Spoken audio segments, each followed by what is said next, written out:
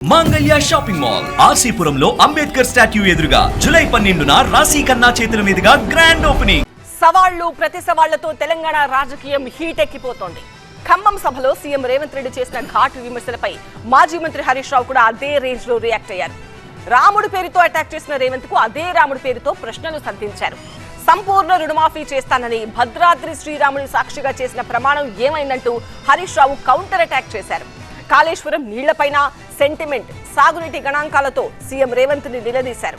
అటు Kaleshwaram నీళ్లపై BJP MP Etela Rajender కూడా CM Revanth రెడ్డిని ప్రశ్నించడం ఆసక్తిగా మారింది.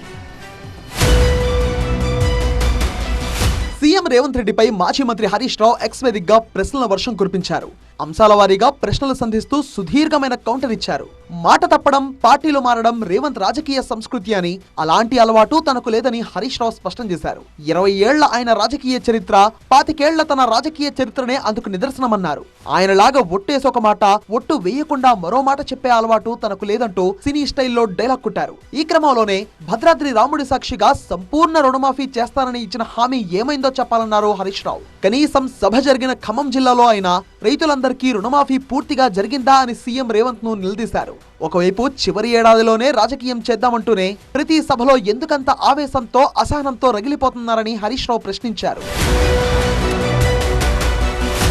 మరోవైపు కన్నెపల్లి పంప్ హౌస్ నుంచి నీళ్లు ఎత్తిపోయలేని చేతగానితనాన్ని అబద్దాలతో కవర్ చేసుకోవాలని చూడటం హీనమైన చర్య అని హరీష్ రావు ధ్వజమెత్తారు. గతంలో 28 లక్షల క్యూసెక్కుల వరద వచ్చినప్పుడే మేడిగడ్డ, అన్నారం, సుందిళ్ల బ్యారేజీలు చెక్కు చెదరలేదని గుర్తు చేశారు. ఇప్పుడు మాత్రం కేవలం 1,00,000 క్యూసెక్కుల ప్రవాహానికే భ్రమలు కల్పిస్తున్నారని విమర్శించారు. కాళేశ్వరం విషయంలో రిటైర్డ్ ఇంజనీర్ల సూచనలను కూడా పట్టించుకోరా అని రేవంత్ ను ప్రశ్నించారు. రోజుకు 3 టీఎంసీల నీటిని ఎత్తిపోసే బాహుబలి పంపులు సిద్ధంగా ఉన్నా ఆన్ చేయకపోవడం తెలంగాణ రైతాంగానికి రేవంత్ చేస్తున్న నమ్మక ద్రోహమని హరీష్ రావు మండిపడ్డారు. ఆనాటి రోజులు తెస్తానన్న రేవంత్ అందుకు తగ్గట్టే మళ్లీ సమైక్య రాష్ట్రం నాటి తెలంగాణ జలాల దోపిడికి తలుపులు తెరిచిన పరిస్థితి తీసుకురావడం దుర్మార్గమన్నారు.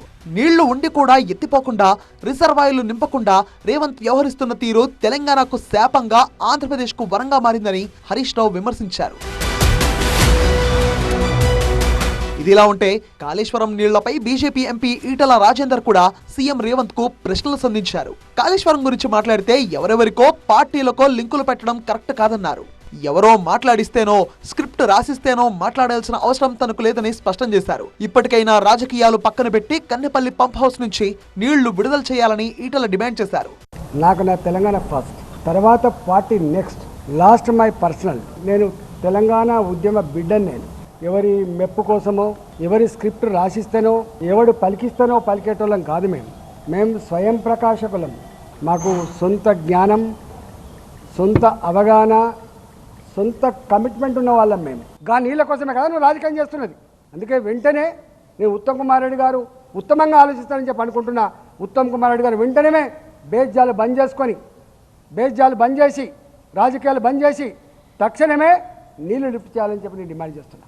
మొత్తంగా రాముడి పేరుతో ఖమ్మం సభలో సీఎం రేవంత్ రెడ్డి చేసిన కమెంట్స్ కు అదే స్టైల్లో, అదే రేంజ్ లో హరీష్ రావు కూడా కౌంటర్ అటాక్ చేశారు. రేవంత్ ప్రస్తావించిన కాళేశ్వరం రుణమాఫీ సవాళ్లకు హరీష్ రావు లెక్కల చిట్టాతో సమాధానం ఇచ్చారు. అటు కాళేశ్వరం నీళ్ల విషయంలో సీఎం రేవంత్ ను బీజేపీ ఎంపీ ఈటెల రాజేందర్ కూడా టార్గెట్ చేయడం మరింత ఇంట్రెస్టింగ్ గా మారింది.